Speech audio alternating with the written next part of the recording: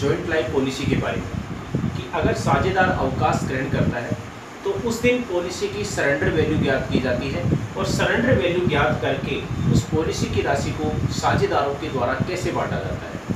अगर balance sheet में पहले से सरेंडर वैल्यू दे रखी है या बाद में मूल्यांकन किया जाता है तो उसका लेखा कैसे किया जाता है, इसका हमने एग्जाम्पल किया था आपके पहले।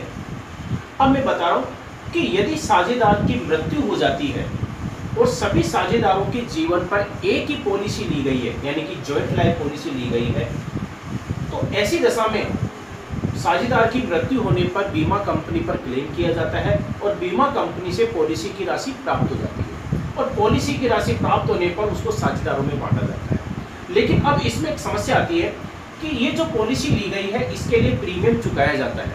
ये जो प्रीमियम चुकाया जाता है, चाहे वो अर्धवार्षिक हो या वार्षिक हो, चुकाए गए प्रीमियम को कुछ व्यापारिक संस्थाएं व्यापार के लिए खर्चा मानती है, यानी कि व्यापारिक व्यय मानती है, और कुछ विनियोग मानती है। तो ऐसी दशा में इसका लेखा पुस्तकों में कैसे करेंगे? तो सबसे पहले लेते हैं कि ये जो प्रीमियम चुकाया जाता है हर वर्ष, मान लेते हैं कि हर वर्ष प्रीमियम चुकाया जाता है, तो चुकाए गए प्रीमियम को यदि व्यापारिक व्यय माना जाता है तो फर्म की पुस्तकों में एंट्री क्या होगी?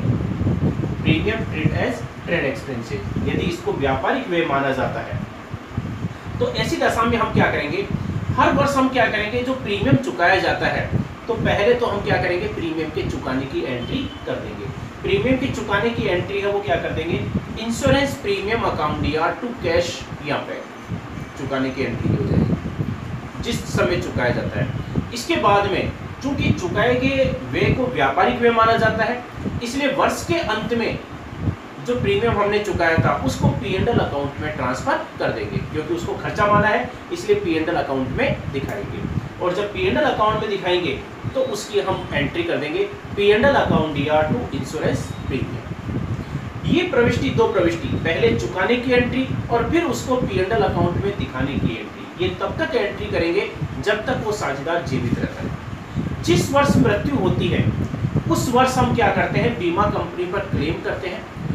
बीमा कंपनी पर क्लेम करने की एंट्री करेंगे और जब बीमा कंपनी से जब राशि प्राप्त हो जाएगी तो फिर उस पॉलिसी की राशि को सभी साझेदार बांट लेंगे, तो फिर बांटने की एंट्री हो जाएगी जॉइंट लाइफ पॉलिसी अकाउंट या टू ऑल पार्टनर्स कैपिटल। तो सबसे पहली परिस्थिति बता रहा हूँ कि यदि चुकाए गए प्रीमियम को व्यापारिक व्यय माना जाता है तो हम इसकी पुस्तकों में एंट्री क्या करेंगे। तो इसके लिए आपके बुक में इलस्ट्रेशन है आपके 24वां।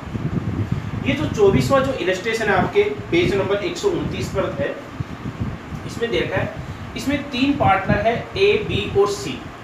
इनका अनुपात दे रखा है 3:1 और इसमें दे रखा है कि फर्म ने उनके जीवन पर 60,000 रुपए की एक पॉलिसी, एक ही पॉलिसी ली है सबकी, तो जॉइंट लाइफ पॉलिसी हो गई 1 अप्रैल 2013 को। पॉलिसी पर प्रतिवर्ष 5,000 रुपए का प्रीमियम चुकाया जाता है और प्रीमियम को व्यापारिक व्यय माना जाता है। व्यापारिक व्यय माना जाता है, हर वर्ष उसको हम किस में ट्रांसफर कर देंगे, प्रॉफिट एंड लॉस अकाउंट। 5 अप्रैल को मृत्यु हो गई और 8 अप्रैल को पॉलिसी की राशि प्राप्त हो गई, तो हमें एंट्री क्या करेंगे। सबसे पहले देखो 1 अप्रैल को हमने पॉलिसी ली है तो 1 अप्रैल को हमने प्रीमियम चुकाया, 1 अप्रैल 2013 को। तो 1 अप्रैल 2013 को प्रीमियम चुकाएंगे तो उसकी एंट्री कर देंगे insurance premium account DR to cash या बैंक, जितना प्रीमियम चुकाया जाता है। तो इसमें हम प्रीमियम कितना चुका रहे हैं, 5,000, तो 5,000 से एंट्री कर दें। हम बैंक का भी इस्तेमाल कर सकते हैं क्योंकि चेक का इस्तेमाल होता है, इसलिए हम बैंक शब्द का इस्तेमाल करते हैं 1 अप्रैल को। फिर हम क्या करेंगे, चूंकि चुकाए गए प्रीमियम को व्यापारिक व्यय माना जाता है तो वर्ष के अंत में, तो वर्ष का अंत कब होगा, 2014 31 मार्च 2014 को इस प्रीमियम की राशि को हम प्रॉफिट एंड लॉस अकाउंट में ट्रांसफर कर देंगे। तो इसकी एंट्री है वो क्या कर देंगे, P&L account DR to insurance premium,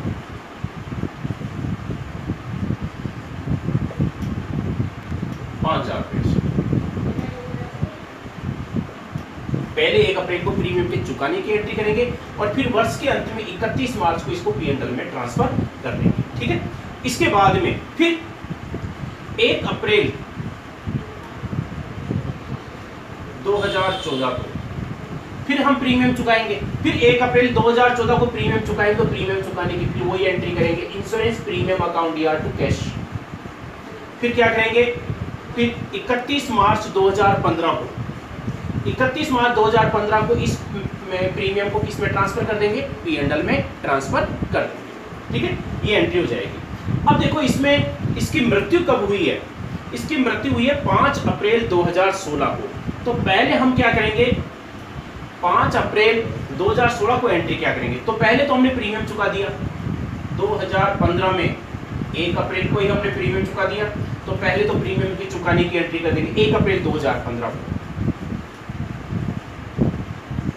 premium account दिया टू बैंक 5,000 रुपए से, ये हमने प्रीमियम चुका दिया 1 अप्रैल को। और इसके बाद में 5 अप्रैल को मृत्यु हो गई और 8 अप्रैल को पैसा प्राप्त हुआ, तो पहले बीमा कंपनी पर क्लेम करेंगे, बीमा कंपनी पर क्लेम करेंगे, तो बीमा कंपनी पर क्लेम करने की एंट्री कर देंगे 2015 5 अप्रैल। तो इंश्योरेंस कंपनी को हम क्या कर देंगे, डेबिट कर देंगे, इंश्योरेंस कंपनी अकाउंट दिया। इंश्योरेंस कंपनी पर जो क्लेम करेंगे, तो देखो इसमें पॉलिसी की राशि है वो कितने, पॉलिसी कितने की थी 60,000 की, तो 60,000 से हम क्लेम करेंगे। तो इंश्योरेंस कंपनी अकाउंट दिया टू जॉइंट लाइफ पॉलिसी,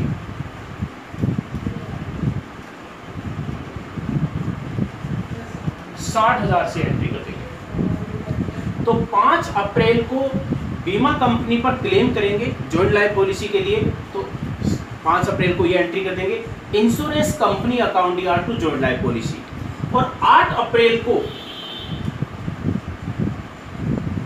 जब बीमा कंपनी से पैसा प्राप्त हो जाएगा तो फिर एंट्री कर देंगे, बीमा कंपनी से जब पैसा प्राप्त हो जाएगा तो हम एंट्री क्या करेंगे, बैंक अकाउंट दिया टू इंश्योरेंस कंपनी,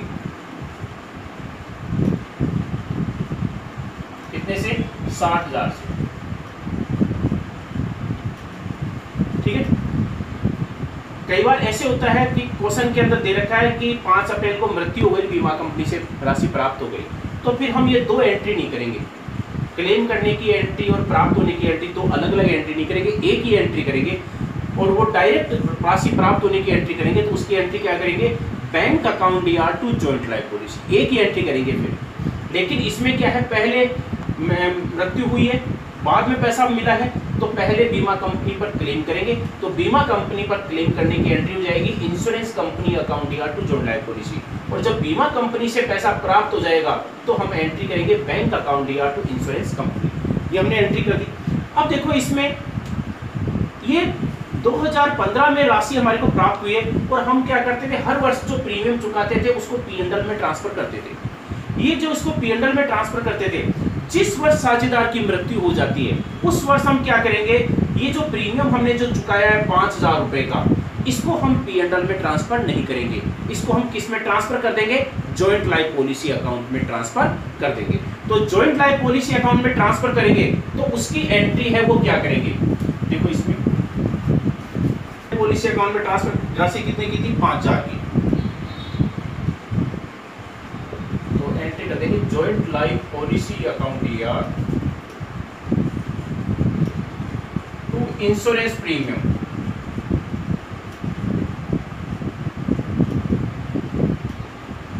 कितनी राशि से, 5,000 से। ठीक है, ये 5,000 रुपए की राशि कब, जब बीमा कंपनी पर हमने क्लेम किया और फिर राशि प्राप्त हो रही है उस दिन एंट्री करेंगे। तो उस दिन ये क्या करेंगे, पॉलिसी की जो प्रीमियम की राशि इसको जॉइंट लाइफ पॉलिसी अकाउंट में ट्रांसफर कर दिया, तो इसका मतलब जब जॉइंट लाइफ पॉलिसी अकाउंट में ट्रांसफर कर देंगे तो 5,000 रुपए की राशि उसमें से कम कर देंगे। पॉलिसी का जो पैसा इंश्योरेंस कंपनी से कितना मिल रहा है, 60,000, 60,000 में से हम 5,000 रुपए कम कर देंगे। तो एक्चुअल में बीमा कंपनी से पैसा तो हमारे को 60,000 मिला था, लेकिन हमने 5,000 कम कर दिया। तो साझेदार जब इस राशि को बांटेंगे तो कितनी राशि को बांटेंगे, 55,000 को बांटेंगे, क्योंकि 5,000 रुपए से हमने जॉइंट लाइफ पॉलिसी को हमने डेबिट कर दिया, राशि प्राप्त हुई थी तो हमने जॉइंट लाइफ पॉलिसी को क्रेडिट किया था। तो 5,000 रुपए कम करने के बाद में 55,000 की राशि बची, तो 55,000 की राशि को ही बांटेंगे साझेदार। तो एंट्री क्या करेंगे, जॉइंट लाइफ पॉलिसी अकाउंट दिया टू ऑल पार्टनर्स कैपिटल। तो सभी साझेदार कौन है इसमें, ए, बी और सी। एज कैपिटल, बी कैपिटल और टू सीज कैपिटल। कितनी राशि को बांटेंगे? 55,000 को। 60,000 को नहीं बांटेंगे क्योंकि 5,000 रुपये हमने जॉइंट लाइफ पॉलिसी में से कम कर दिया। तो 55,000 की राशि को किस अनुपात में बांटेंगे? 3-2-1 अनुपात। तो 3-2-1 अनुपात में बांट देंगे तो 3/6 इंटू 55,000, दूसरे का 55,000 इंटू 2/1/6। इस प्रकार से ये एंट्री हो जाएगी। तो ये देखो आपके इलस्ट्रेशन है 24।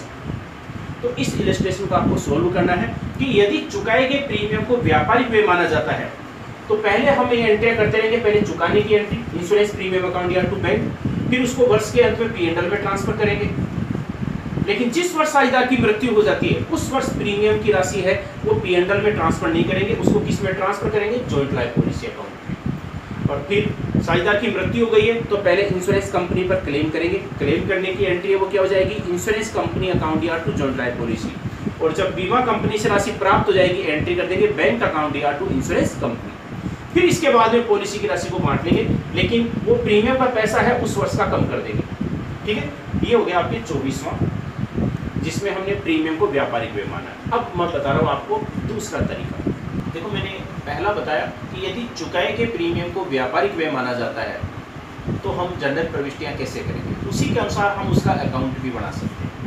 अब है दूसरा, यदि चुकाए गए प्रीमियम को विनियोग माना जाता है, विनियोग माना जाता है तो हम कैसे करेंगे? तो उसके लिए हम एक अकाउंट बनाएंगे जॉइंट लाइफ पॉलिसी में। विनियोग मानने में क्या करते हैं कि हर वर्ष हम प्रीमियम चुकाते हैं। हर वर्ष जब प्रीमियम चुकाया जाता है तो उसी वर्ष के अंत में उसकी सरेंडर वैल्यू भी याद कर लेते हैं कि अगर हम पॉलिसी को बंद करना चाहें तो बीमा कंपनी से कितना पैसा मिल सकता है, उसको हम क्या बोलते हैं? Surrender value. तो हर वर्ष पॉलिसी की सरेंडर वैल्यू ज्ञात की जाती है और सरेंडर वैल्यू ज्ञात करके फिर अंतर की जो राशि है वो P&L में ट्रांसफर की जाती है। पहली परिस्थिति में तो हम क्या करते हैं, जितना प्रीमियम चुकाया जाता है उसको हम व्यापारिक व्यय मान रहे हैं इसलिए पूरी की पूरी राशि P&L में ट्रांसफर कर देते हैं।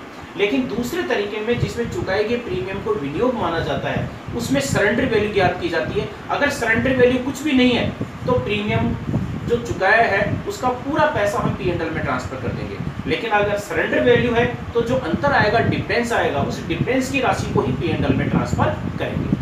तो इसके लिए इससे आगे वाला इलस्ट्रेशन है, उसी क्वेश्चन को आगे सोल्व किया गया है कि उसमें वही है कि 1 अप्रैल हमने 2013 को पॉलिसी की और हमने प्रीमियम चुकाया। प्रीमियम हमने 5,000 रुपये का चुकाया तो प्रीमियम चुकाने की हमने एंट्री क्या की थी? इंश्योरेंस प्रीमियम अकाउंट या टू बैंक। तो इंश्योरेंस प्रीमियम अकाउंट या joint life policy premium account या कुछ भी मान लो। तो हमने इंश्योरेंस प्रीमियम को या जॉइंट लाइफ पॉलिसी प्रीमियम को हमने डेबिट किया, डेबिट साइड में नाम किसका आ जाएगा? बैंक का। 2013 1 अप्रैल, ठीक है। और ये जो प्रीमियम है वो हमने कितने का चुकाया? 5,000 रुपये का, ठीक है।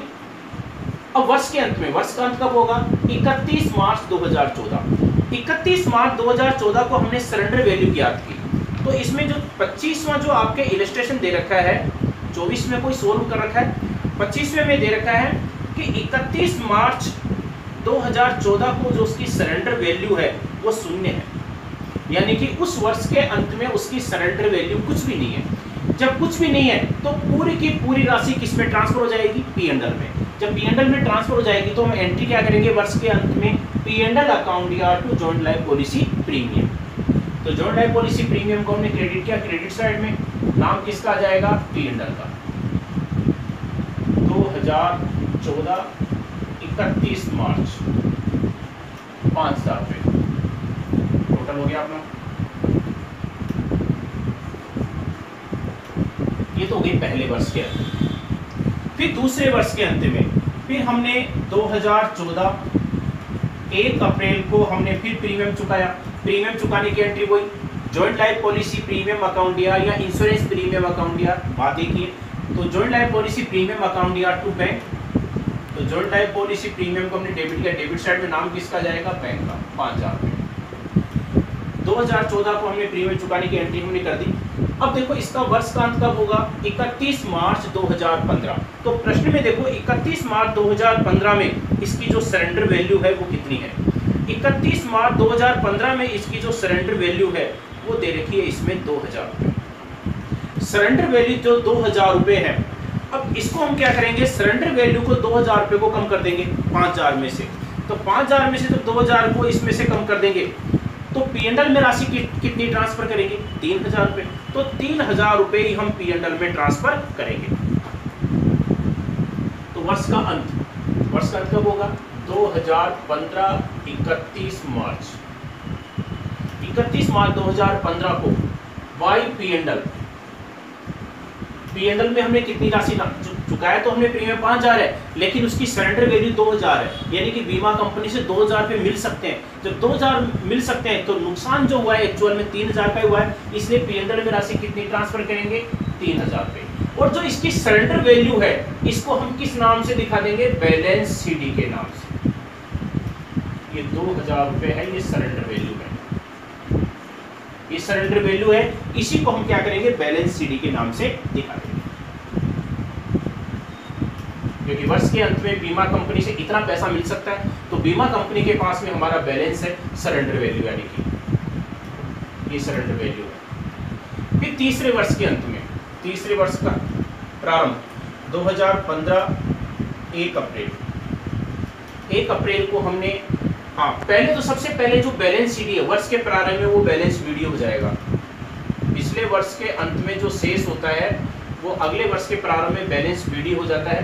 तो बैलेंस बीडी ये कितना आ जाएगा, 2000 रुपये। बीमा कंपनी के पास में हमारा 2000 रुपये का बैलेंस तो पहले से।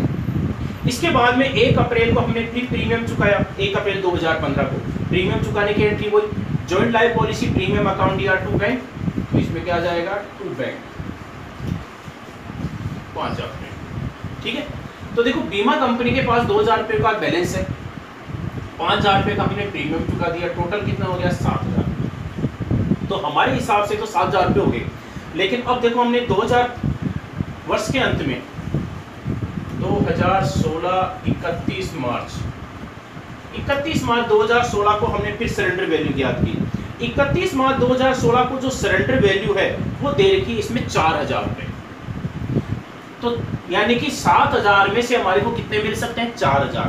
तो लॉस हमारे को कितना हुआ, 3000। इसलिए पी&एल में भी कितनी राशि ट्रांसफर करेंगे, 3000 बाई पी&एल। और जो सरेंडर वैल्यू है उसको बैलेंस सीडी के नाम से दिखा देंगे, बैलेंस सीडी कितनी, 4000 रुपये।